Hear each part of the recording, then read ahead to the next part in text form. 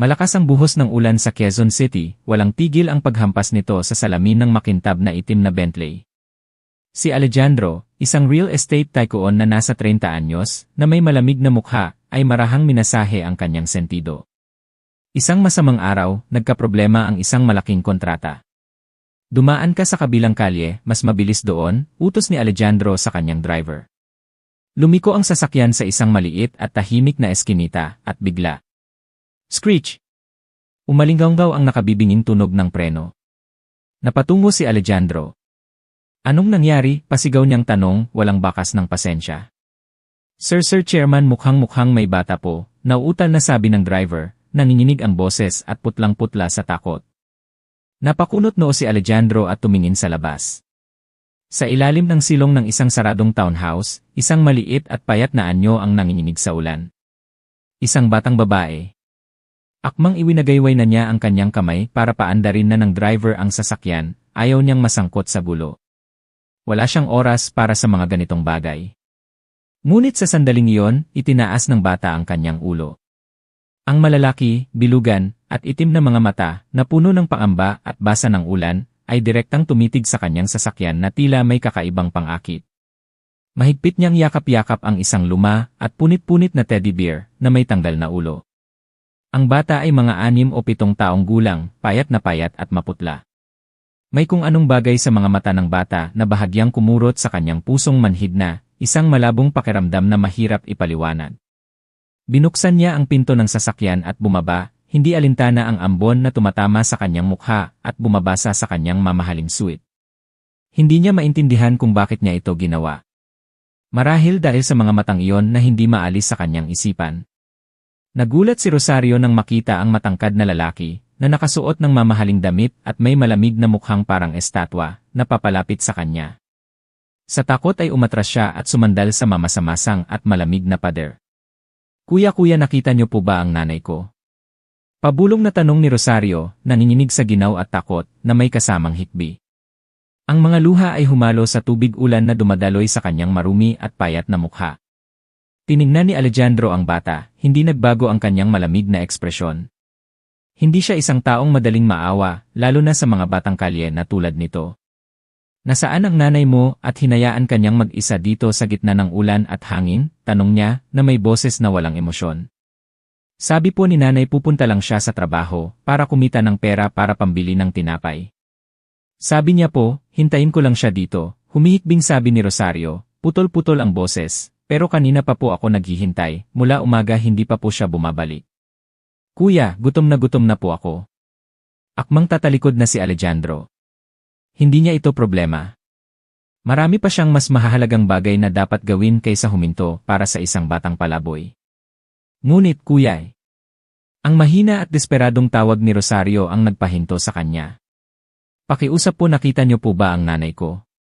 Nanginginig na iniabot ng bata ang isang lumang litrato, nakulubot na ang mga gilid at naningilaw, ngunit maingat na nakaplastik. Ito po ang nanay ko, kuya. Ang ganda po niya, hindi po ba?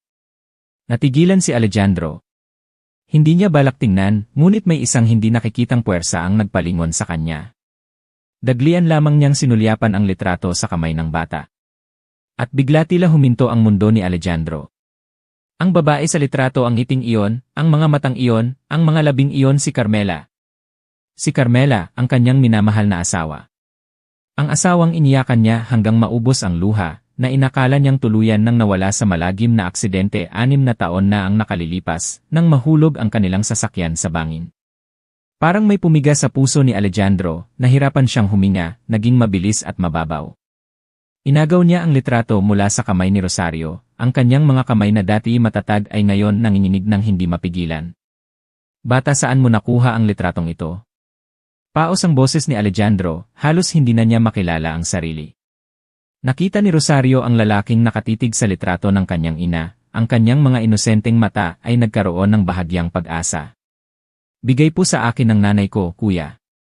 Sabi niya po, kung maligaw ako, ipakita ko lang daw po itong litrato sa isang mabait na tao, tutulungan daw po ako na mahanap siya. Mahigpit po ang bilin niya sa akin.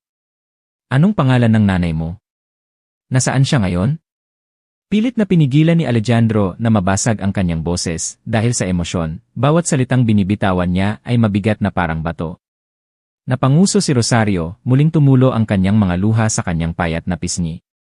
Lourdes po ang pangalan niya. Hindi ko na po alam kung nasaan siya ngayon. Kagabi po, niyakap niya ako at umiyak ng umiyak, sabi niya po, patawarin ko raw siya. Gutom na po ako, kuya at giniginaw di. Nanginginig sa ginaw. Lourdes, hindi Carmela. Ibang pangalan. Ngunit ang mukhang ito ay imposibleng maging ibang tao. Magkamukhang magkamukha. Isang malakas na lindol ang nagaganap sa kalooban ni Alejandro. Huminga siya ng malalim, pilit na pinapakalma ang naguguluhang damdamin. Sakay. Nanginginig pa rin ang kanyang boses, ngunit mayroon ng kaunting otoridad. Nagtataka at natatakot na tumingin si Rosario sa kanya. Po kuya, hindi ko po maintindihan. Sabi ko, sumakay ka sa kotse, bilis. Binuksan ni Alejandro ang pinto sa likod ng marangyang Bentley. Dadalhin kita para kumain, tapos mag-uusap tayo. Huwag kang sumuway sa nakatatanda, narinig mo. Nag-aalangang tumingin si Rosario sa kanya, pagkatapos ay sa kanyang lumang teddy bear. Dahan-dahan siyang lumapit at umakyat sa marangyang sasakyan.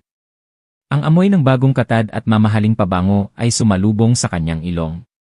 Sa kauna-unahang pagkakataon sa kanyang buhay, nakasakay siya sa isang malambot at magandang sasakyan, malayong-malayo sa mga jeepney at tricycle na nakikita niya. Tahimik na sumabay ang Bentley sa siksikang trapiko sa ilalim ng malakas na ulan ng Quezon City, dala-dala ang isang bilyonaryo na nalulunod sa matinding emosyon, at isang maliit na batang palaboy na may hawak na malaking sikreto, isang sikretong maaaring magbago ng lahat. Huminto ang marangyang sasakyan sa harap ng isang puting mansyon na parang isang kastilyo sa mga fairy tale. Nanlaki ang mga inosenteng mata ni Rosario na panganga sa pagkamangha. Wow, ang laki-laki po ng bahay niyo, kuya.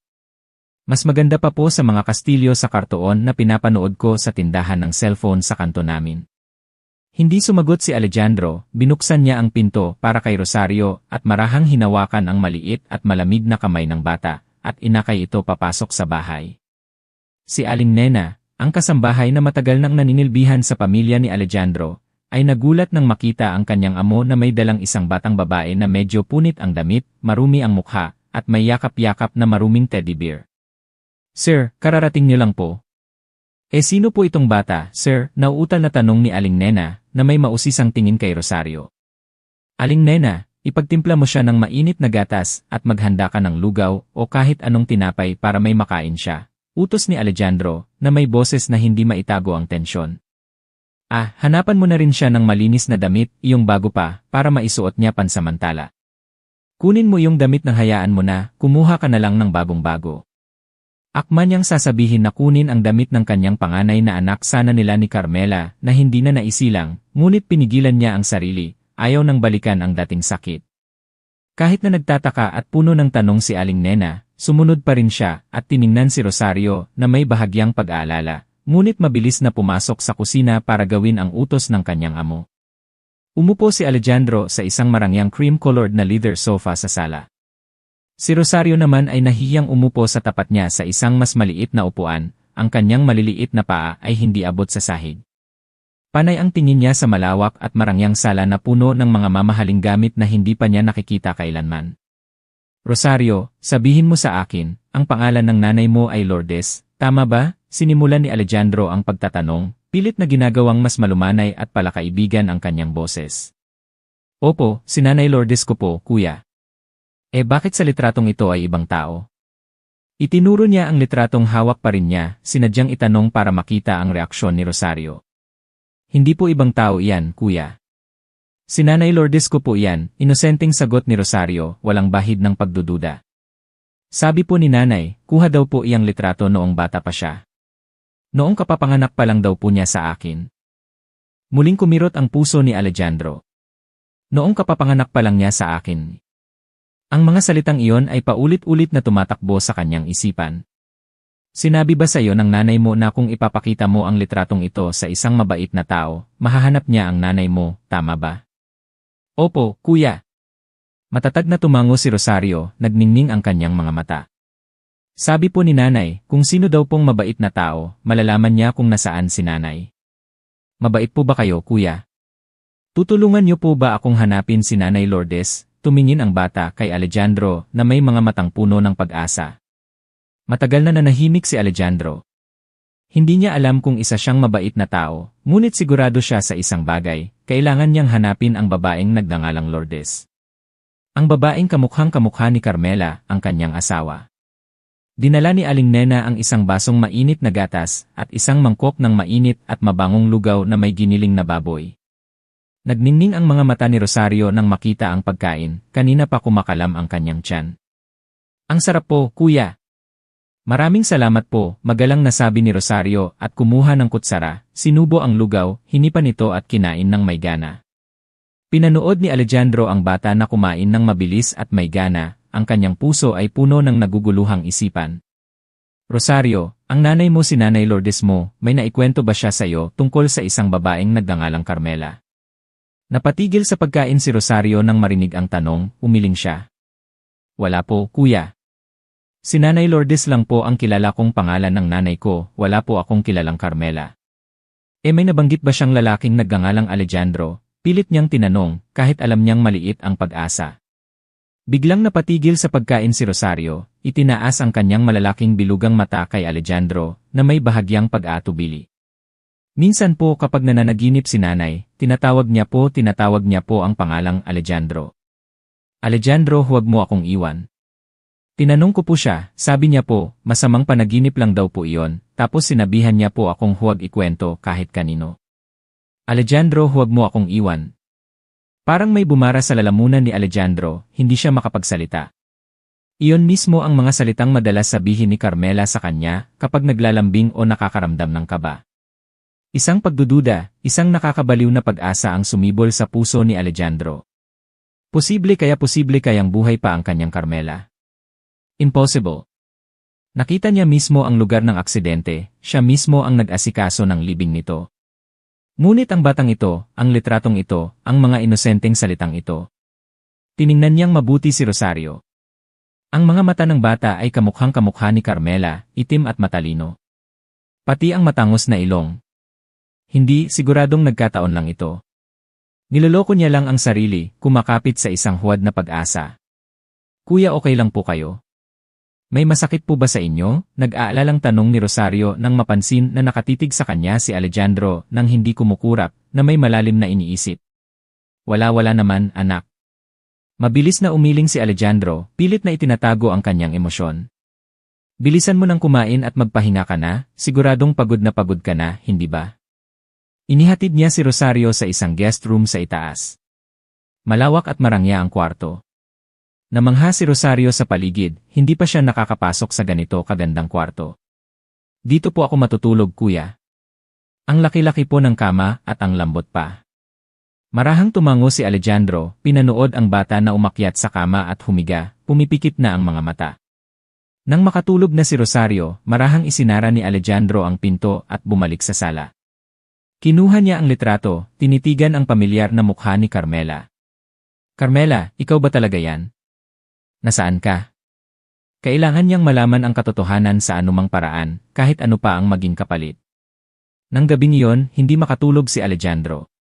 Tahimik siyang nakaupo mag-isa sa kanyang malawak at malamig na opisina, hawak pa rin ang luma at naninilaw na litrato. Ang mukha ni Carmela sa litrato ay minsan nakangiti ng malapad, minsan naman ay parang iyak, at minsan ay lumalabo sa kanyang pagod na paningin. 6 na mahahabang taon, nabuhay siya sa pagdurusa, pangungulila, at pagsisisi. Sinubukan niyang ibaon ng malalim sa kanyang alaala ang imahe nito, ngunit tila habang pilit niyang kinakalimutan, ay lalo niya itong naalala, hindi makalimutan. Alejandro. Alejandro, huwag mo akong iwan. Ang inosenteng sinabi ni Rosario tungkol sa sinasabi ng kanyang ina sa panaginip ay paulit-ulit na umaalingaw sa kanyang tainga, tumatagos sa kanyang kaluluwa, at nagpapasakit sa kanyang puso. Bakit tinatawag ng nanay ni Rosario ang pangalan niya sa panaginip? Bakit sinasabi nito ang mga salitang puno ng pagmamahal na katulad ng sinasabi ni Carmela noon sa kanya? Ito ba ay isang hindi kapanipaniwalang pagkakataon lamang, o isang malupit at mapaglarong tadhana na inilaan para sa kanya? Naalala niya ang malagim na aksidente noon. Ang sasakyang sinasakyan nila ni Carmela ay nahulog sa bangin at nagliyab. May natagpo ang isang sunog na bangkay na hindi na makilala. Lahat ng ebidensya na nakalap sa lugar ng aksidente, mula sa posisyon ng upuan hanggang sa mga natirang personal na gamit, ay tumuturo kay Carmela. Gumuho ang kanyang mundo na walan siya ng pag-asa. Siya mismo ang naghanda ng libing nito, siya mismo ang naglagay ng lapida para sa asawang mas mahal pa niya sa kanyang buhay. Ngunit sa kaibuturan ng kanyang puso, may isang bagay na laging nagpapahirap sa kanya na tanggapin ang malupit na katotohanan. Isang maliit at mahinang pag-asa na baka may isang himala na nangyari at buhay pa ang kanyang Carmela. Ngunit ang kanyang malamig na isipan ay laging nagsasabi sa kanya na ito ay isang ilusyon lamang ng isang taong nawalan ng minamahal.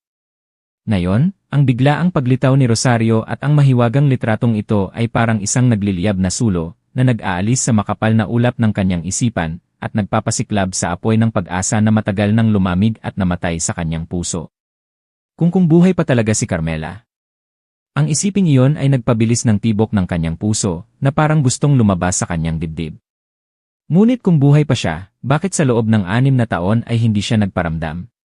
Bakit kailangan niyang mabuhay sa ibang pangalan, Lourdes? Bakit niya hinayaan si Rosario, ang kanilang maliit na anak, na maging palaboy, gutom, at walang masilungan? Ano ang dahilan kung bakit palaboy si Rosario? Hindi ba siya hinanap ni Carmela? Libo-libong tanong ang umiikot sa isipan ni Alejandro, na hindi niya mahanapan ng kapayapaan kahit sandali. Tumayo siya at naglakad-lakad sa malawak na opisina. Napatingin siya sa mahimbing na natutulog na si Rosario sa kabilang kwarto. Mahimbing ang tulog ng bata. Yakap pa rin ang punit na teddy bear, nakatagilid ang ulo, at napaka-inosente ng mukha. Kung si Rosario nga ay anak niya, kung si Carmela nga ang ina nito, hindi na niya kayang mag-isip pa, natatakot na habang lumalaki ang pag-asa, mas malaki rin ang magiging kabiguan. Ang tunog ng lumang orasan sa dingding ay tumitiktak ng regular sa tahimik na gabi, na lalong nagpapabigat sa kapaligiran. Lumabas si Alejandro sa balkonahe, tumingin sa labas ng bintana. Ang malakas na ulan kaninang hapon ay tumila na pala. Madilim ang kalangitan, walang kahit isang bituin. Carmela, kung buhay ka pa, nasaan ka man sa mundong ito, hahanapin kita. Sumpaman. Sabi niya sa sarili, puno ng determinasyon ang boses. Hindi na siya maaaring umupo na lang dito at maghintay ng walang pag-asa. Kailangan niyang kumilos agad. Kinaumagahan, pagkamulat pa lang ni Rosario, naghihintay na si Alejandro sa pinto ng kwarto. Rosario, natatandaan mo ba kung saan ang probinsya ng nanay mo? Maaari mo bang ikwento sa akin? Tanong niya, pilit na pinapanatili ang kalmado at malumanay na boses. Kinusot ni Rosario ang kanyang mga mata, humikab ng malaki. Mukha pa siyang inaantok. Hindi ko po matandaan ang pangalan ng baryo o bayan, kuya. Ang natatandaan ko lang po, may isang malaking ilog doon, malakas po ang agos. Sa magkabilang pampang po, maraming puno ng nipa at saging. Madalas po akong dalhin ni nanay doon para manghuli ng alimango at isda sa putikan. Maaari mo bang ituro sa akin ang daan papunta doon? Sunod-sunod na tumango si Rosario, ang kanyang malalaking itim na mata ay nagningning sa tuwa at pag-asa. Opo, kuya. Pagdating po doon, makikita ko na po ulit si Nanay Lourdes, hindi po ba? Miss na miss ko na po siya, gusto ko na pong umuwi sa kanya. Marahang tumango si Alejandro, isang mahalagang desisyon ang nabuo na sa kanyang isipan. Sasamahan niya si Rosario sa lugar na tinatawag nitong probinsya, kung saan sila nakatira ng kanyang ina. Kailangan niyang hanapin ang babaeng nagngangalang Lourdes sa kwento ni Rosario, para kumpirmahin ang lahat ng pagdududa, ang mga nakakabaliw na pag-asa na gumugulo sa kanyang isipan buong gabi. Ano man ang maging resulta, gaano man kasakit ang katotohanan, kailangan niyang harapin ito ng buong tapang. Hirap na gumulong ang marangyang itim na sasakyan sa bako-bako at maalikabok na daan sa probinsya. Ang tanawin ng isang payapang bayan sa tabi ng ilog ay bumungad kay Alejandro, na tila dayuhan ngunit mayroon ding malabong pamilyaridad. Marahil dahil ito ay katulad ng mga kwentong isinalaysay sa kanya ni Carmela, ang kanyang asawa, tungkol sa probinsya ng kanyang lola noon. Nasa likurang upuan si Rosario kasama si Miguel, ang kanyang pinagkakatiwalaang assistant. Sa simula, mahiyain at tahimik pa ang bata. Ngunit nang makilala niya ang mga pamilyar na tanawin ng kanyang bayan, naging masigla at bibo siya. Ah, Kuya Alejandro! Kuya Miguel, tingnan niyo, masayang sigaw ni Rosario, itinuturo ang labas ng bintana. Yung tulay na kawayan na yon, dati po, madalas kaming dumaan dyan ni nanay para pumunta sa bahay ni Lola Elena. Takot na takot po akong mahulog sa ilog, parang hihimatayin po ako. Pagkatapos ay itinuro niya ang isang bakanting lot sa gilid ng daan na puno ng mga damo. At dito naman po, kuya. Dito po dati umuupo si nanay para magbenta ng kakanin. Ang sarap po ng luto niyang kakanin, kuya, lahat po ng kumakain ay pumupuri. Miss na miss ko na po ang amoy ng kakanin ni nanay. Biglang lumungkot ang boses ng bata, ang kanyang mga mata ay nagpakita ng kalungkutan. Pero matagal na po siyang hindi nagbebenta, sabi niya po, pagod na raw siya, wala na siyang lakas para gumawa. Pinakinggan ni Alejandro ang bawat salita ni Rosario, hindi pinalampas ang kahit isang detalye, ang kanyang puso ay parang pinipiga. Bawat kwento, bawat inosenteng alaala ng bata, ay parang isang hindi nakikitang karayom na tumutusok sa kanyang naguguluhang puso. Kung ang babaeng iyon ay si Carmela nga, ang kanyang minamahal na asawa, gaano kahirap ang buhay na dinanas niya sa loob ng 6 na taon. Nagbebenta ng kakanin sa gilid ng daan para mabuhay. Siguradong napakahirap at puno ng kakulangan ang kanyang buhay. Si Miguel, ang tapat at masipag na driver ni Alejandro, ay naramdaman din ang kakaibang kilos at hindi mapakaling kalooban ng kanyang amo sa biyaheng ito. Tahimik siyang nagmamaneho ng maingat, paminsan-minsan ay sumusulyap kay Alejandro sa salamin na may halong pag-aalala. Huminto ang sasakyan sa isang maliit na sari-sari store sa gilid ng daan. Ang tindahan ay gawa sa pawid at mukhang lumana. Bumaba sina Alejandro at Rosario habang si Miguel ay naiwan sa sasakyan.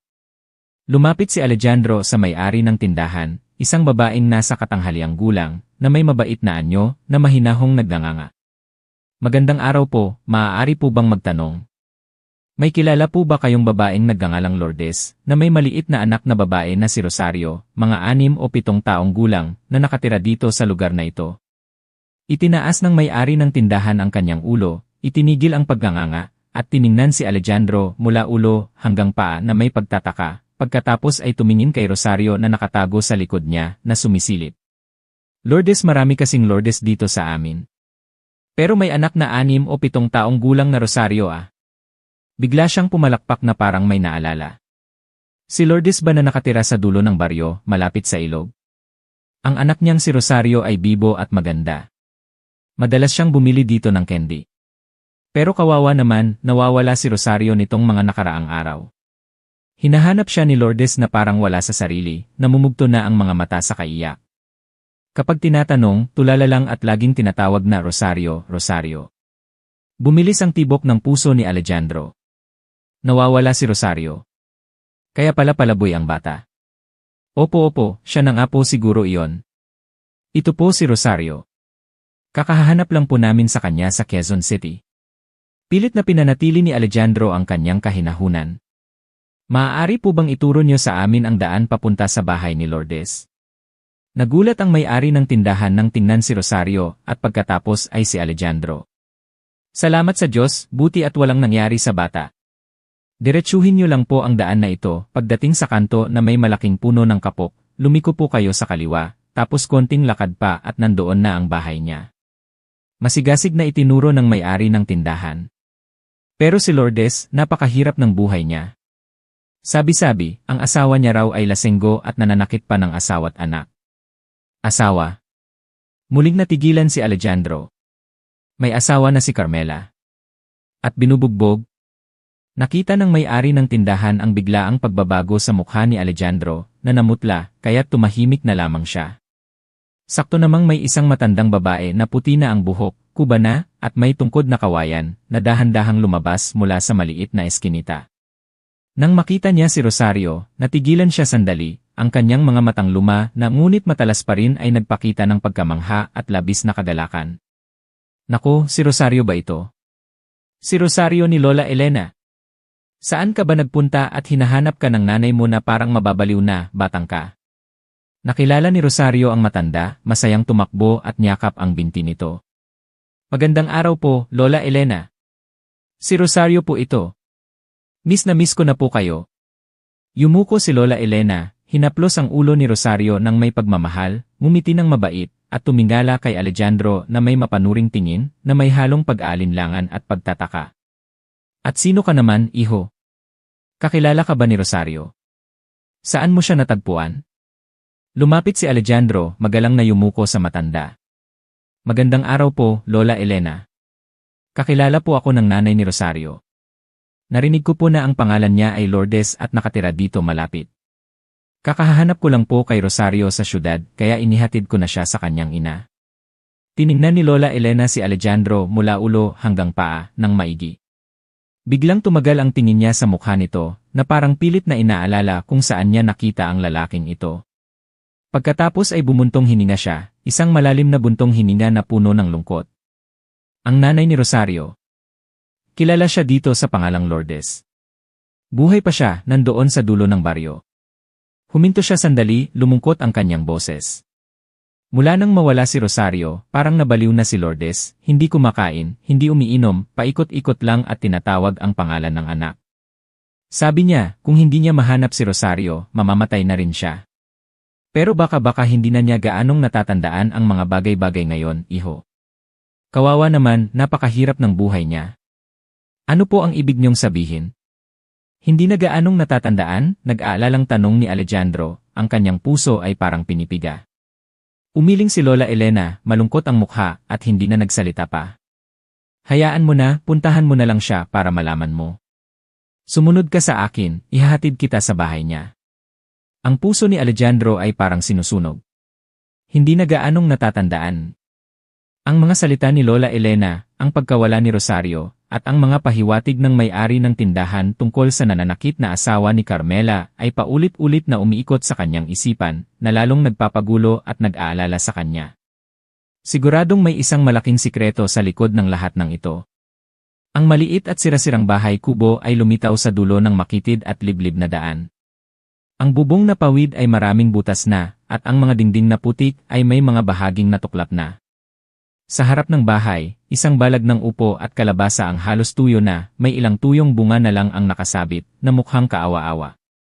Ang tanawin ay napakalungkot, malayong malayo sa imahe ng maayos at maginhawang bahay na may mga bulaklak na bougainvillea sa lumang litrato na ipinakita ni Rosario kay Alejandro. Huminto si Lola Elena sa harap ng sirasirang kawayang tarangkahan, itinuro ang loob ng bakuran. Nandito na tayo, iho. Nasa loob ng bahay na yan si Lourdes. Nitong mga nakaraang araw, tulala lang siya dyan, hindi nakikinig sa sinasabi ng iba. Pagkatapos ay lumingon siya kay Alejandro na may bahagyang pag-aalala. Pumasok ka na dahan-dahan lang sa pakikipag-usap sa kanya. Huwag mo siyang takutin, kawawa naman. Tumango si Alejandro at nagpasalamat kay Lola Elena. Ang kanyang puso ay kumakabog ng malakas, hindi maipaliwanag ang kaba. Huminga siya ng malalim para pakalmahin ang sarili, at kasama si Rosario, pumasok sila sa maliit na bakuran na puno ng damo. Nanay! Nanay Lourdes, nandito na po ako, malakas na tawag ni Rosario pagpasok pa lang sa bakuran, masaya ang boses. Tumatakbo siyang parang hangin papasok sa bahay. Mula sa madilim, mamasa-masa, at magulong bahay, isang babae ang lumabas. Payat na payat ang katawan, mahaba at itim ang buhok na medyo magulo, may ilang hibla na tumatakip sa kanyang mukha. Nakasuot siya ng lumang duster na kupas na ang kulay. Humpak ang kanyang mukha, at walang buhay ang kanyang mga mata. Nang makita ng malinaw ang mukha ng babae sa ilalim ng madilim na liwanag ng hapon, halos mamatay sa kinatatayuan si Alejandro. Nanigas ang kanyang buong katawan na parang estatwa, ang kanyang mga paa ay parang ipinako sa lupa, hindi makagalaw. Si Carmela siguradong si Carmela niya ito, hindi maaaring magkamali. Kahit na mas payat siya ngayon, mas humpak ang mukha, mas maputla, at may bakas ng pagod at lungkot, ngunit ang malalaking itim na mata, ang matangos na ilong, ang manipis na hugis pusong labi lahat ay hindi maaaring magkamali. Siya si Carmela, ang asawang minamahal na hinahanap-hanap niya sa loob ng 6 na taon. Sa una, hindi nag-react ang babae sa tawag ni Rosario, nakatayo lang siya roon. Ngunit nang tumakbo si Rosario at yumakap sa kanyang binti, nagkaroon ng kaunting buhay ang kanyang mukha, at dahan-dahang tumingin sa ibaba ang kanyang mga matang walang buhay. Rosario. Rosario, anak, paos at mahina ang kanyang boses, na parang galing sa sakit. Dahan-dahan siyang lumuhod at niyakap si Rosario. Anak ko, saan ka ba nagpunta at nag-alala ako ng husto? Nagsimulang tumulo ang kanyang mga luha, ngunit hindi ito malakas na iyak, kundi tahimik at desperadong mga luha. Pagkatapos ay tumingala siya, at nakita ng kanyang mga matang walang buhay si Alejandro na nakatayo roon, nakatitig sa kanya nang hindi kumukurap. Nagulat siya, pagkatapos ay medyo naguluhan, at kitang-kita sa kanyang mukha ang pag-ingat at pagtatanggol. Sino-sino ka? Sino ang hinahanap mo dito? Nanginginig na lumapit si Alejandro, nawala ang kanyang boses sa sobrang emosyon, halos hindi makapagsalita ng buo. Carmela. Carmela, ikaw ba yan? Ikaw nga si Carmela ko. Dahan-dahan niyang iniabot ang kanyang kamay, gustong hawakan ang pamilyar at payat na mukha, ngunit hindi niya magawa, natatakot na baka ito ay isang ilusyon lamang na kapag hinawakan ay maglalaho. Mabilis na umatras ang babae, naguguluhan ang mukha na may takot sa kanyang mga mata. Kuya, hindi ko po maintindihan ang sinasabi niyo. Sino po ang hinahanap niyo, baka po nagkakamali lang kayo ng tao? Mas hinigpitan niya ang yakap kay Rosario, na parang pinoprotektahan ang bata mula sa estrangherong nasa harap niya. Natigilan si Alejandro, parang dinurog ang kanyang puso. Carmela, hindi mo ba ako nakikilala? Ako si Alejandro. Ako, si Alejandro, ang asawa mo. Asawa? Umiling ang babae, lalong natakot. Hindi po. Ang pangalan ko po ay Lourdes. Ako po si Lourdes. Nagkakamali po talaga kayo ng tao. Tiningnan niya si Alejandro, pagkatapos ay si Rosario na nagtataka sa pinag-uusapan ng dalawang matanda. Biglang lumambot ang kanyang tingin nang tingnan ang bata, may isang bagay na pamilyar na dumaan sa kanyang mga mata, ngunit mabilis ding nawala, napalitan ng pagod at distansya. Rosario, anak? Saan ka ba galing at hinayaan mong ihatid ka ng isang estranghero dito? Hinila niya si Rosario palapit sa kanya, na may boses na medyo mahigpit ngunit puno pa rin ng pagmamahal.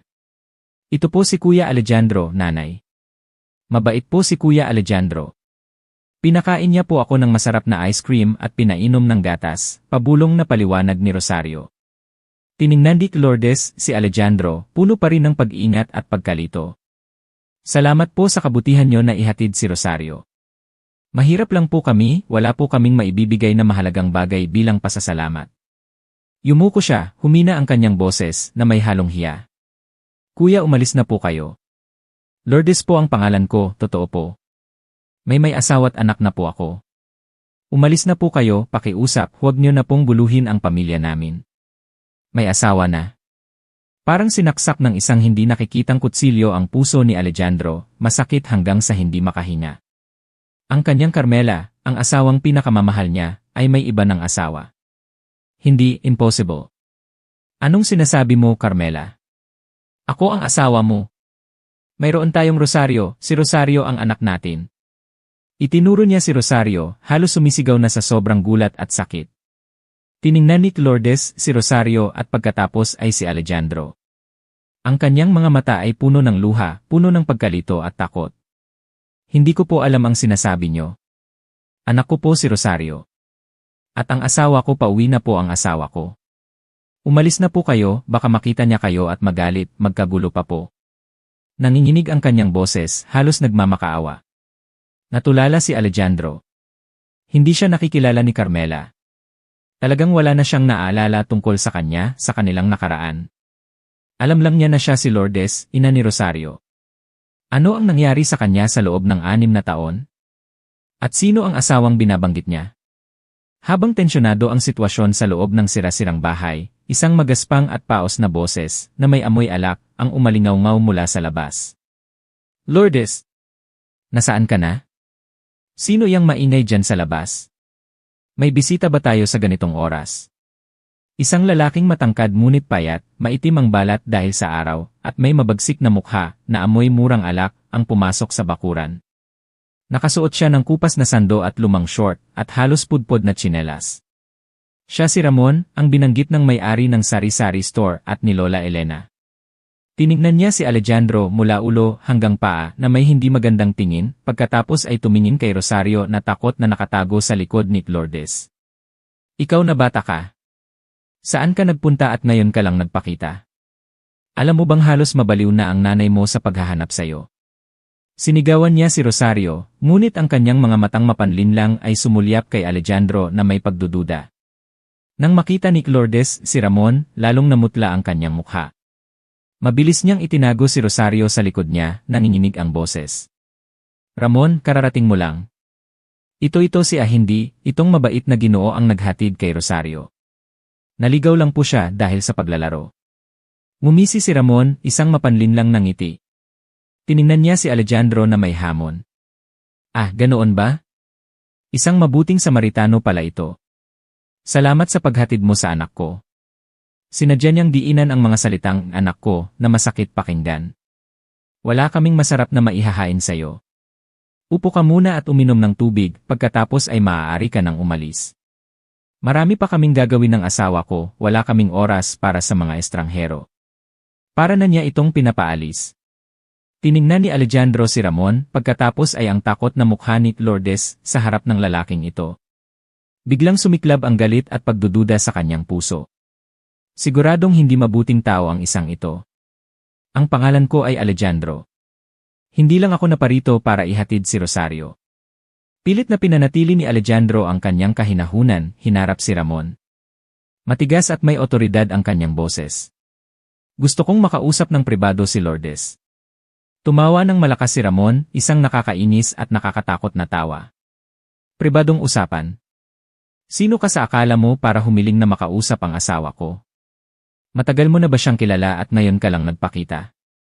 Lumapit siya kay Alejandro na may halatang pagbabanta. O baka naman nakita mong maganda ang asawa ko at mukhang madaling lokohin kaya may masama kang balak. Nang makita ni Lourdes na lalong tumitindi ang tensyon, mabilis niyang hinawakan ang kamay ni Ramon, nagmamakaawa ang boses. Ramon, huwag kang magsalita ng ganyan. Itong Ginoo gusto lang niyang magtanong ng ilang bagay, wala siyang masamang intensyon. Magtanong ng ano? Itinulak ni Ramon ang kamay ni Lourdes nang walang pakundangan. Sasabihin ko sa'yo. Si Lourdes ang asawa ko at si Rosario ang anak ko. Inalagaan ko sila noong panahong wala ni isang tumitingin sa kanila. Ngayon, biglang may isang estrangherong mukhang mayaman na darating at sasabihin kakilala niya sila at agawin ang asawa't anak ko. Hindi ganoon kadali iyon. Malakas niyang sinabi, tumatalsik ang laway. Kinuyom ni Alejandro ang kanyang mga kamao, pilit na pinipigilan ang galit na nag-aalab sa kanyang dibdib. Ayaw niyang gumawa ng gulo sa harap ni Carmela at Rosario, natatakot na lalo silang matakot. Nagkakamali ka ng iniisip. Kami ni Lourdes ibig kong sabihin, ni Carmela matagal na kaming magkakilala. May ilang hindi pagkakaunawaan sa pagitan namin na kailangan kong linawin sa kanya. Sinong Carmela? Anong pinagsasabi mo? Nanlaki ang mga mata ni Ramon, nagmamatigas. Dito sa bahay na ito, si Lourdes lang ang asawa ko. Bingi ka ba? O sadyang ayaw mong makaintindi? Tinitigan niya si Alejandro at itinuro ang mukha nito. Sasabihin ko sa'yo, bahay ko ito. Kung matalino ka, umalis ka na, kung hindi, huwag mong sabihin hindi kita pinagsabihan. Nang makita ni Rosario ang galit ni Ramon, umiyak siya ng malakas, mahigpit na yumakap sa binti ni Lourdes. Nanay, natatakot po ako. Ang sama po niya. Ayaw ko po kay Ramon, lagi niya kayong sinisigawan. Niyakap ni Lourdes si Rosario, pinatahan ito, at tumingala kay Alejandro na may mga matang puno ng luha at pagmamakaawa na parang sinasabing umalis na siya para maiwasan ang gulo. Kuya, umalis na po kayo. Hindi ko po kilala ang sinumang Carmela. Umalis na po kayo, pakiusap, huwag niyo na pong pahirapan ang pamilya namin. Nakikiusap po ako. Nanginginig ang kanyang boses, halos maiyak na sa takot at kawalan ng magawa. Tumingin ng malalim si Alejandro sa mga mata ni Lourdes. Nakita niya roon ang pagkalito, ang matinding takot, at isang bagay na parang desperasyon. Sigurado siyang nagsisinungaling ito, o talagang wala na siyang naaalala at kontrolado ng lalaking ito. Hindi siya maaaring umalis na lang. Kailangan niyang humanap ng paraan para tulungan si Carmela, para mailigtas siya sa impyernong buhay na ito. Tinignan niya si Rosario na nanginginig sa yakap ng ina, hindi niya maaaring hayaang mabuhay ang kanyang anak sa takot. Sige, sabi ni Alejandro, pilit na pinapanatili ang normal na boses. Kung iyan ang sinasabi mo, aalis na ako. Pero siguradong babalik ako. Tumingin siya ng diretsyo sa mga mata ni Ramon, matalas na parang kutsilyo ang kanyang tingin. May mga bagay, may mga katotohanan na hindi maaaring itago magpakailanman, kaibigan. Tumalikod si Alejandro, marahan niyang sinabi kay Rosario, Rosario, gusto mo bang sumama sa akin? Pansamantala lang, hahanap ako ng paraan para tulungan ang nanay mo. Tiningnan ni Rosario ang kanyang ina, pagkatapos ay si Ramon na masama ang tingin sa kanya. Nahihiyang tumango ang bata. Takot siya kay Ramon. Kahit na nawalan ng alaala si Lourdes, nang makita ang takot ng anak ay pabulong niyang sinabi, Rosario sumama ka sa kanya, tapos si nanay ay. Hindi na niya alam ang sasabihin, takot din siyang saktan ni Ramon si Rosario kung mananatili ito. Inakay ni Alejandro si Rosario, mabigat ang kanyang puso. Kailangan niyang dalhin si Rosario sa isang ligtas na lugar muna. Bago lumabas sa sirasirang tarangkahan, narinig pa niya ang pagmumura ni Ramon sa likod niya, baliw. Umalis ka na. Huwag ka nang babalik dito. Naghihintay pa rin si Lola Elena sa kanto. Nang makita si Alejandro na kasama si Rosario, bumuntong hininga siya. Napakabagsik ni Ramon. Tama lang na isama mo si Rosario, kung hindi natin alam kung ano ang mangyayari. Lola Elena, huminto si Alejandro, nagmamakaawa ang boses. Pakiusap po, sabihin niyo na po sa akin ang lahat, ano po ba talaga ang nangyari sa asawa ko? Bakit siya nakatira sa ganito kahirap na lugar sa pangalang Lourdes, at bakit niya tinitiis ang pagmamaltrato ng lalaking iyon? Tumingin si Lola Elena sa paligid, pagkatapos ay hinila si Alejandro sa isang tagong lugar sa likod ng mga puno. Mahabang kwento ito, iho. Si Lourdes hindi, si Carmela mo, napakahirap ng dinanas niya. Si Ramon ay nananakit at nagbabanta na kung hindi susunod si Lourdes, sasaktan niya si Rosario. Ang pagkawala ni Rosario nitong mga nakaraang araw ay dahil binugbog ni Ramon si Lourdes. Sa takot ni Lourdes, tinakbo niya si Rosario, at sa pagkalito, nawala niya ang bata at hindi na mahanap. Nang marinig ito ni Alejandro, lalong sumiklab ang galit niya kay Ramon at ang awa para kay Carmela. Nagpasya siyang alamin ang katotohanan at iligtas ang kanyang mag-ina. Dinala ni Alejandro si Rosario sa isang apartment na mabilis na inupahan ni Miguel sa sentro ng bayan. Takot pa rin ang bata matapos ang tensyonadong engkwentro kay Ramon. Mahigpit niyang yakap ang kanyang lumang teddy bear, paminsan-minsan ay humihikbi. Kuya Alejandro, umiiyak na sabi ni Rosario, iyong lalaki kanina, si Ramon madalas po ba niyang saktan si Nanay Lourdes? Niyakap ni Alejandro si Rosario, marahang hinaplos ang likod nito. Pilit niyang itinago ang galit at sakit na nararamdaman. Huwag kang mag-alala, anak. Nandito na ako. Hindi ko hahayaang saktan ng sinuman ang nanay mo. Pangako. Kumikirot ang kanyang puso. Ang imahe ni Carmela na takot at walang magawa sa harap ni Ramon ay hindi maalis sa kanyang isipan. Ang kanyang asawa, ang babaeng pinakamamahal niya, ay dinaranas ang ganitong kalupitan. Hindi katanggap-tanggap. Pagkatapos, muling kinausap ni Alejandro si Lola Elena. Gusto niyang malaman ang buong katotohanan. Umupo si Lola Elena sa isang upuang kawayan. Bumuntong hininga siya. Alejandro, iho, maupo ka, ikukwento ko sa iyo ang lahat. Umupo si Alejandro, kinakabahan sa mga sasabihin ni Lola Elena. Mga 6 na taon na ang nakalilipas, simula ni Lola Elena, isang gabing maulan at may bagyo, natagpuan ni Ramon ang isang babaeng walang malay sa tabi ng ilog. Siya si Carmela mo. Duguan siya at may malubhang sugat sa ulo. Ilang araw siyang walang malay, akala ng lahat ay hindi na siya makakaligtas. Kinuyom ni Alejandro ang kanyang mga kamao, iniisip ang sinapit ng asawa. Nang magising siya, wala na siyang maalala. Walang nakakaalam kung sino siya o saan siya galing. Nakita ni Ramon na maganda siya, kaya't kinupop niya ito at pinangalan ng Lourdes. Pinalabas niyang malayong kamag-anak niya ito na naaksidente. Paano si Rosario, nanginginig na tanong ni Alejandro. Nang matagpuan ni Ramon si Carmela, buntis na siya. Mga 6 o 7 buwan na siguro. Sa simula, ayaw siyang alagaan ni Ramon. Pero may nagsabi sa kanya na baka mayaman ang pamilya ni Carmela, kaya't pinanatili niya ito. Di nagtagal, isinilang ni Carmela si Rosario. Kamukhang-kamukha mo si Rosario noong bata ka pa, Alejandro. Lalo na ang mga mata at bibig. Natigilan si Alejandro. Kamukhang-kamukha ko Kaya pala nakilala siya ni Lola Elena. Kilala niyo na po ako dati. Tumango si Lola Elena. Noong bata ka pa, dinadala ka ng mga magulang mo dito sa probinsya. Magkaibigan kami ng nanay mo. Huli kitang nakita noong ipinakilala mo si Carmela bago kayo ikasal. Mabait at maganda si Carmela, kaya't minahal ko siya na parang tunay na apo. Napaiyak si Alejandro. Bakit hindi niyo po sinabi sa akin agad? Bakit hindi niyo sinubukang kontakin ang pamilya ko? Gusto ko man, Alejandro, sabi ni Lola Elena, pero si Ramon ay mapanganib. May mga koneksyon siya sa mga masasamang tao. Minsan, habang may lagnat si Carmela, tinawag niya ang pangalan mo at ni Rosario. Narinig ni Ramon, nagwala siya at nagbanta na papatayin niya silang mag-ina kung may maaalala pa si Carmela o kung magkukwento ito sa iba. Mula noon, lalong natakot si Carmela at isinara ang sarili. Huminto si Lola Elena, nanginginig ang boses. Naawa ako sa kanila. Lihim ko lang silang binibigyan ng pagkain. Si Rosario ay madalas pumunta sa akin. Sinabi ko sa kanya na Lourdes ang pangalan ng nanay niya at huwag babanggitin ang pangalang Carmela o Alejandro sa harap ni Ramon.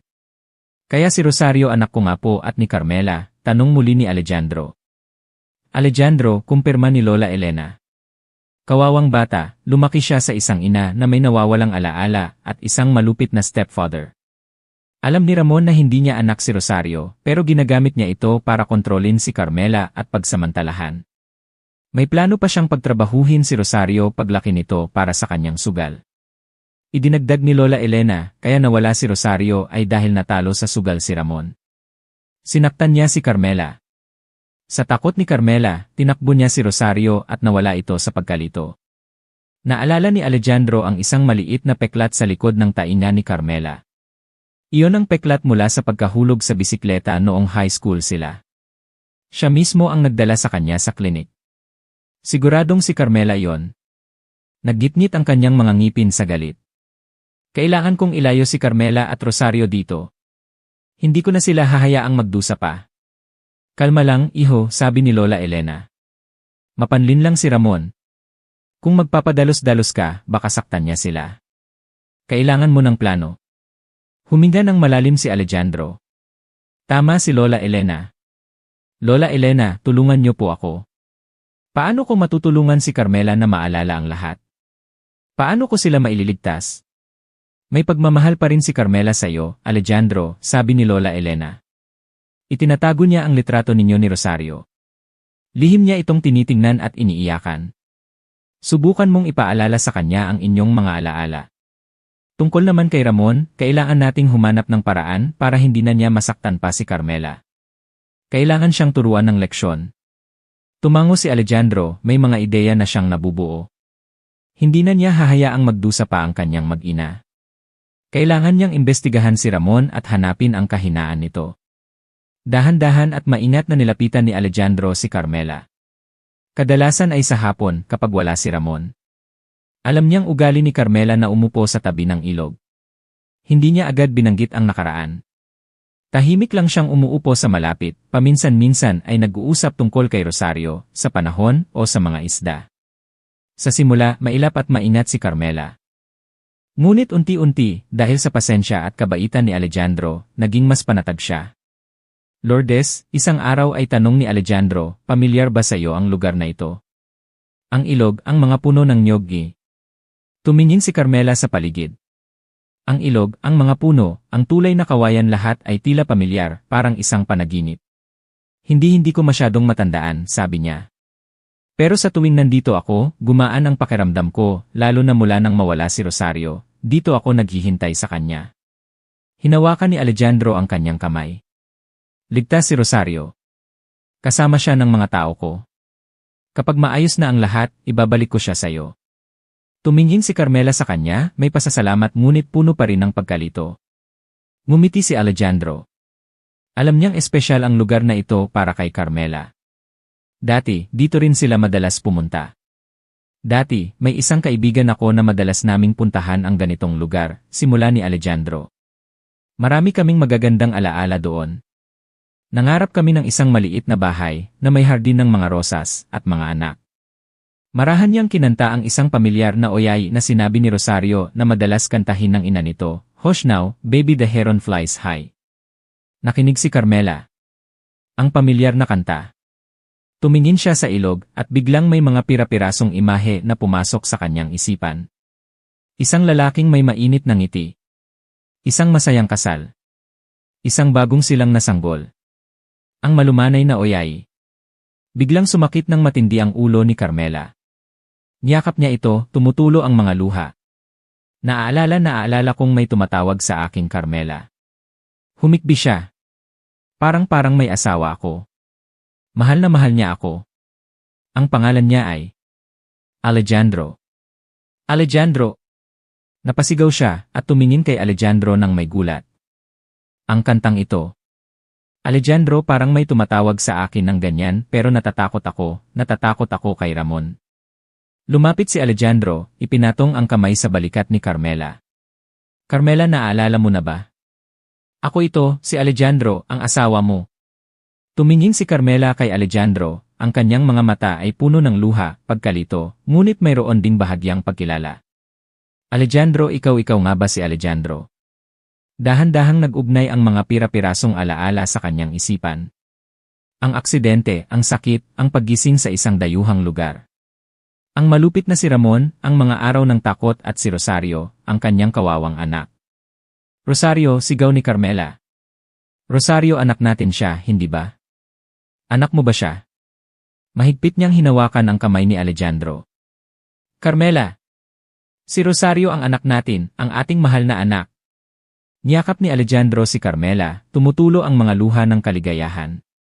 Pagkatapos ng 6 na taon ng paghahanap, sa wakas ay natagpuan na niya sila.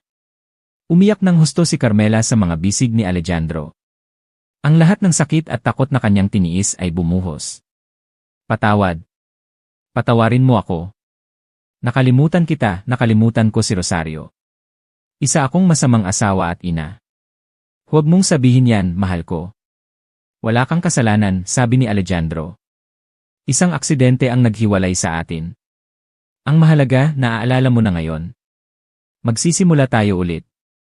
Pangako, ilalayo ko kayo dito. Walang sinuman ang makakasakit sa inyo. Ngunit ang kanilang masayang pagkikita ay biglang naantala ng tumunog ang telepono ni Alejandro. Si Miguel, ang kanyang assistant. Chairman, may problema. Mukhang nalaman na ni Ramon ang ating investigasyon. Nagagalit siya at may masamang balak. May nagsabi sa akin na sinusundan niya kayo ni Ma'am Carmela. Mag-ingat po kayo. Nagkatinginan sina Alejandro at Carmela, parehong namutla sa takot. Alam nilang hindi pa tapos ang laban. Hindi sila basta-basta pakakawalan ni Ramon. Hindi na maaaring mag-atubili pa si Alejandro. Kailangan niyang kumilos agad bago pa may masamang gawin si Ramon. Agad niyang tinawagan si Miguel. Miguel, imbestigahan mo agad ang lahat tungkol kay Ramon. Alamin mo ang lahat, lalo na ang mga iligal na gawain niya. Opo, Chairman, gagawin ko po agad, mabilis na sagot ni Miguel. Nakipag-ugnayan din si Alejandro sa lokal na pulisya. Ipinaliwanag niya ang sitwasyon na si Carmela ay maaaring kontrolado ni Ramon at si Rosario ay nasa panganib.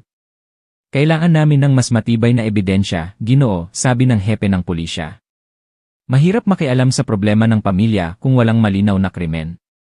Naiintindihan ko po, sabi ni Alejandro, pero may hinala ako na sangkot si Ramon sa iligal na sugal at baka pati sa human trafficking.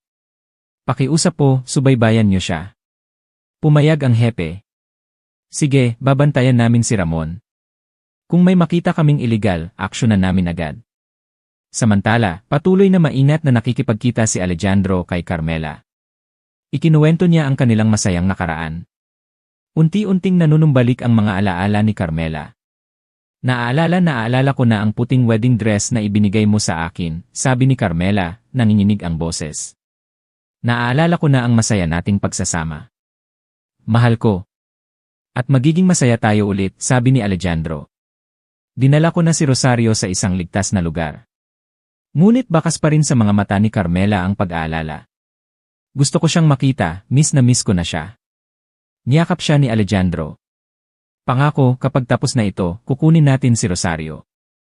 Ang mahalaga ngayon ay ang kaligtasan mo. Hindi nagtagal, nakuha na ni Miguel ang impormasyon tungkol kay Ramon.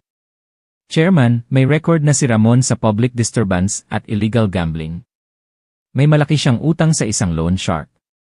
At may mga impormasyon, bagamat hindi pa kumpirmado, na sangkot siya sa isang sindikato ng human trafficking. Kinabahan si Alejandro. Kung totoo ito, kayang gawin ni Ramon ang lahat, kahit pa ang ibenta sina Carmela at Rosario. Miguel, makipag-ugnayan ka sa pulisya. Kailangan nating kumilos ng mabilis. Opo, Chairman. Alam ni Alejandro na wala na silang oras. Kailangan niyang mailayo agad si Carmela.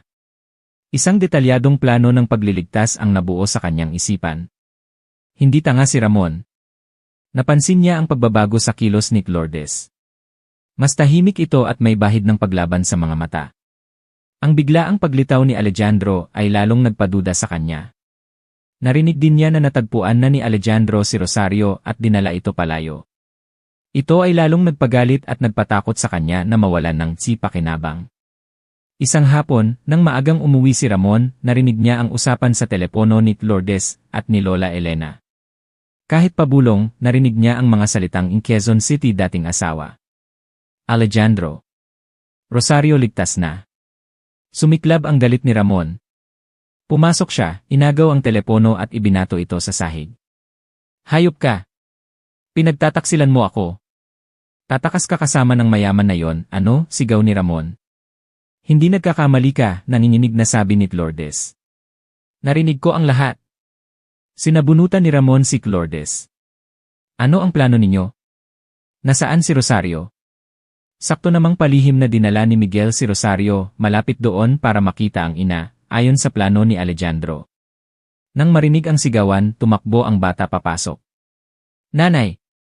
Huwag niyo siyang saktan. Nang makita ni Ramon si Rosario, isang masamang ideya ang pumasok sa kanyang isipan. Hinahabol siya ng mga loan shark. Kung makakakuha siya ng malaking pera, makakatakas siya. Mukhang mahalaga si Rosario kay Alejandro. Ito ang kanyang alas. Binitiwan niya si Lourdes at mabilis na hinablot si Rosario. Sumama ka sa akin. Huwag. Anong gagawin mo sa kanya? Bitiwan mo siya, sigaw ni Lourdes, sinusubukang agawin si Rosario. Itinulak ni Ramon si Lourdes at kinaladkad si Rosario palabas habang umiiyak at nagmamakaawa ang bata. Nanay, tulungan niyo po ako. Natatakot po ako.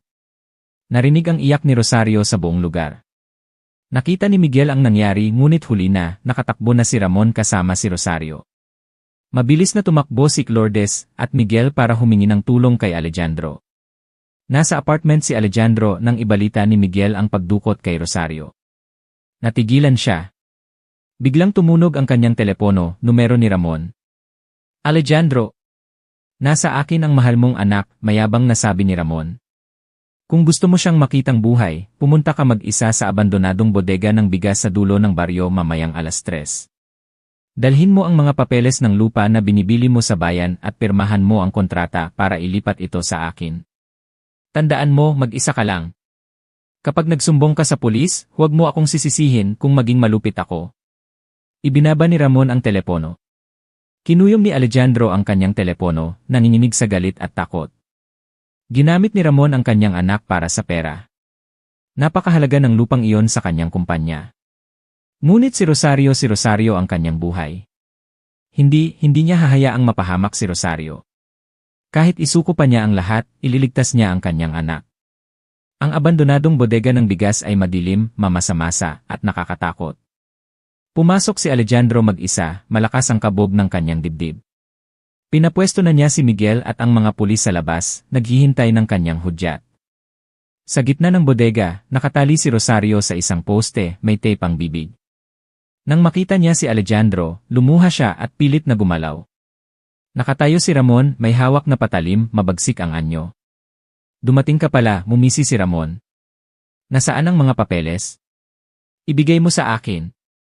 Itinaas ni Alejandro ang folder. Pakawalan mo muna si Rosario at ibibigay ko sa iyo ang lahat. Huwag kang magbigay ng kondisyon, sigaw ni Ramon, idiniin ang patalim sa pisngi ni Rosario. Pirmahan mo muna ito at pakakawalan ko siya. Bilis! Inihagis niya ang isang kontrata kay Alejandro. Pinulot ni Alejandro ang kontrata. Ito nga ang kontrata para sa lupa. Sa tingin mo, madali mong makukuha ang lupang ito, Ramon, sabi ni Alejandro, sinusubukang patagalin ang oras. Wala kang pakialam doon, nawalan ng pasensya si Ramon. Pipirmahan mo o hindi? O gusto mong matikman ng anak mo ang patalim ko? Diniinan niya ang patalim sa pisngi ni Rosario at nagsimulang tumulo ang dugo. Umiyak ng malakas si Rosario. CJ. Pipirmahan ko. Pipirmahan ko na, sigaw ni Alejandro. Alisin mo ang patalim sa kanya. Huwag mo siyang saktan. Ngumisi si Ramon, ngunit hindi binitiwan ang patalim. Kinuha ni Alejandro ang ballpen, nagkunwaring binabasa muli ang kontrata, naghahanap ng pagkakataon. Tigil ang lahat sa loob ng bodega. Tanging ang iyak ni Rosario at ang hininga ni Ramon ang maririnig. Bilisan mo! Pirmahan mo na, sigaw ni Ramon, nagsisimula ng kabahan. Ibinaba ni Alejandro ang ballpen. Bago ako pumirma, may isa akong huling tanong. Sa loob ng 6 na taon, paano mo tinrato si Carmela? Natigilan si Ramon pagkatapos ay tumawa ng mapanlait. Iyong babaeng iyon? Asawa ko siya. Karapatan kong tratuhin siya sa paraang gusto ko. Ano ang pakialam mo? Hindi mo siya asawa. Asawa ko siya, sigaw ni Alejandro, nag-aapoy sa galit ang mga mata. Ninakaw mo ang 6 na taon ng buhay niya. Ninakaw mo ang 6 na taon ng pagkabata ng anak ko. Ano ngayon? Walang pakialam na sabi ni Ramon. Akin pa rin siya. Pirmahan mo na, bago pa ako magbago ng isip. Sakto namang sumigaw si Alejandro, lahat kayo, kumilos na. Iyon ang hudyat. Biglang sinipa ang pinto ng bodega. Pumasok ang mga pulis at si Miguel, pinalibutan si Ramon. Ramon, sumuko ka na. Napapaligiran ka na, sigaw ng isang pulis. Nagulat at natakot si Ramon. Hindi niya inasahan na magsusumbong si Alejandro. Hayop ka. Niloko mo ako. Kinuha niya si Rosario bilang hostage. Huwag kayong lalapit, kung hindi, papatayin ko ang batang ito. Umiyak ng husto si Rosario. Ramon, huwag kang gagawa ng masama. Sumuko ka na at bibigyan ka pa ng pagkakataon ng batas, sigaw ni Alejandro, sinusubukang agawin ang atensyon ni Ramon. Wala akong pakialam. Kung mahuhuli ninyo ako, mamamatay din lang ako. Isasama ko na rin ang batang ito, sigaw ni Ramon na parang isang hayop na walang matakasan. Habang nakikipag-usap si Ramon sa hepe ng pulisya, palihim na lumapit si Miguel mula sa likod. Gamit ang isang kahoy, malakas niyang pinalo ang kamay ni Ramon na may hawak na patalim. Aray! Nahulog ang patalim. Agad na sumugod ang mga pulis at dinakip si Ramon. Mabilis at matagumpay ang operasyon. Tumakbo si Alejandro kay Rosario, nanginginig na tinanggal ang mga tali at tape. Niyakap siya ng bata, umiiyak. Tatay, natakot po ako. Akala ko po hindi ko na kayo makikita ni nanay. Okay na, anak. Nandito na si tatay. Huwag ka nang umiyak, sabi ni Alejandro, niyakap ng mahigpit ang anak, lumuluha sa kaligayahan. May masakit ba sayo, anak? Dumating din si Carmela, inaalalayan ni Lola Elena. Nang makitang ligtas si Rosario, niyakap niya ito. Rosario, anak ko. Salamat sa Diyos. Alejandro, maraming salamat. Tumingin si Rosario kay Carmela. Nanay, naaalala niyo na po ako. Huwag niyo na po akong iwan ulit. Natatakot po ako. Niyakap ni Carmela ang anak. Anak, naaalala ko na. Patawarin mo ako. Mula ngayon, hindi na kita iiwan. Pangako. Ang eksena ng muling pagsasama ng pamilya ay nagpaiyak sa lahat ng naroroon, kahit pa sa mga pulis. Dinala ng mga pulis si Ramon. Ang kanyang mga kasalanan ay pagbabayaran niya sa batas. Isang bagong kabanata, masaya at maliwanag, ang naghihintay para kina Alejandro, Carmela, at Rosario. Matapos mahuli si Ramon, inayos ni Alejandro ang lahat sa probinsya. Dinala niya sina Carmela at Rosario pabalik sa Quezon City, sa kanilang marangyang mansyon. Si Lola Elena ay inanyayahan din ni Alejandro na manatili sa kanila pansamantala para makasama si Carmela habang nanunumbalik ang kanyang mga alaala. Ang dating malungkot na mansyon ay napuno ng buhay at tawanan ni Rosario. Ang presensya ni Carmela ay nagdala ng init at tunay na diwa ng pamilya. Si Aling Nena, ang tapat na kasambahay, ay umiyak sa tuwa nang makita ang pagbabalik ni Carmela at ang pagkakaroon ng isang maliit na amo. Ma'am! Salamat sa Diyos at bumalik na kayo. Sir, magiging masaya na ulit ang bahay na ito. Ngumiti si Carmela. Salamat, Aling Nena. Siguradong nahirapan ka rin sa pag-aalaga kay Alejandro. Hindi po, ma'am. Trabaho ko po iyon. Ang mahalaga po, masaya at malusog kayo. Sa tulong ni Alejandro, ng isang mahusay na psychologist, at lalo na ng pagmamahal ni Rosario, unti-unting nanumbalik ng tuluyan ang mga alaala ni Carmela. Ang kanilang masayang nakaraan, ang kanilang pag-ibigan, ang pananabik sa pagdating ni Rosario lahat ay naging malinaw muli. Alejandro, sabi ni Carmela isang hapon habang magkayakap sila sa balkonahe, naalala ko na ang halos lahat. Ang kasal natin, ang aksidente. Patawarin mo ako. Patawad sa paglimot sa iyo at sa ating anak. Hinawakan ni Alejandro ang kamay ng asawa. Huwag mong sabihin yan, mahal ko. Walang may kasalanan.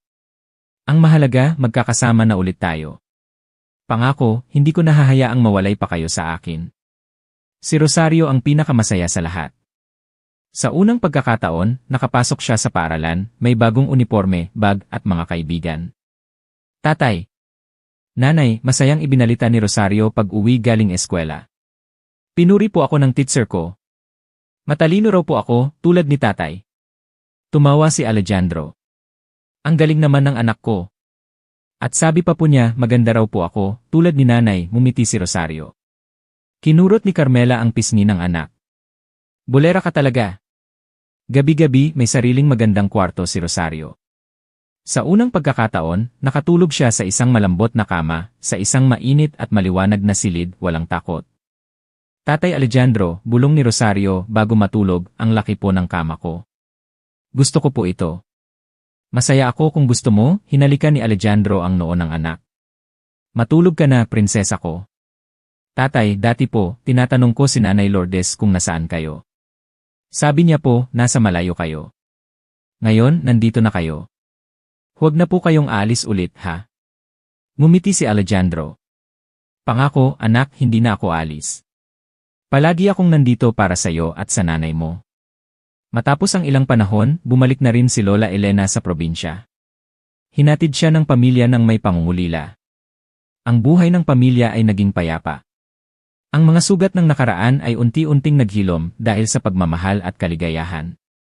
Isang gabi, pagkatapos ng masayang hapunan, pumunta si Rosario sa kanyang kwarto. Kinuha niya ang kanyang diary na may larawan ni Princess Elsa, regalo sa kanya noong kanyang kaarawan.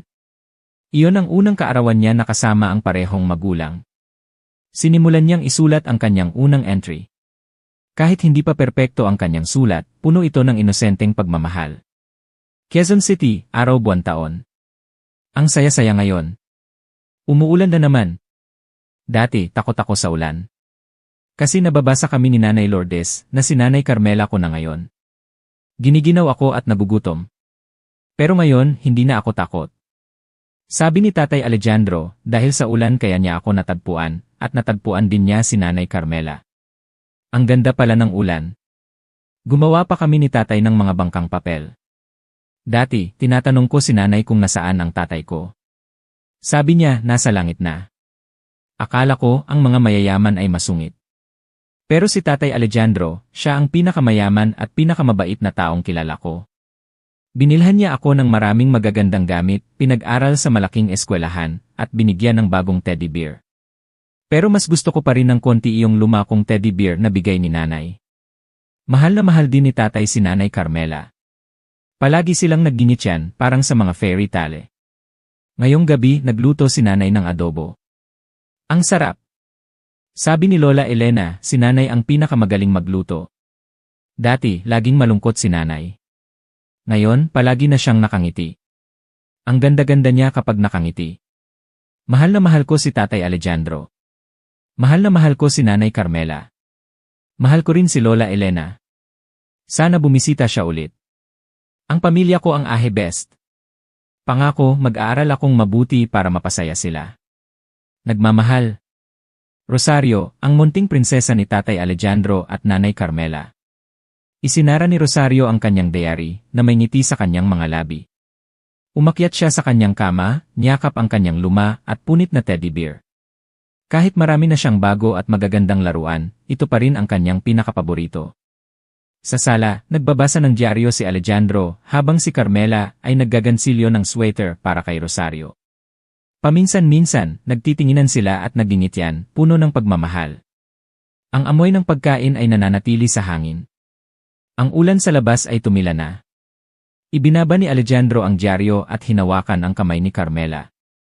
Salamat, mahal, sa pagbabalik mo sa amin. Ngumiti si Carmela, isinandal ang ulo sa balikat ng asawa. Salamat din sa iyo sa hindi pagsuko sa paghahanap sa akin. Sa labas, nagsimulang lumitaw ang mga bituin. Isang payapang gabi. Ang kaligayahan ay nasa mga simpleng sandali.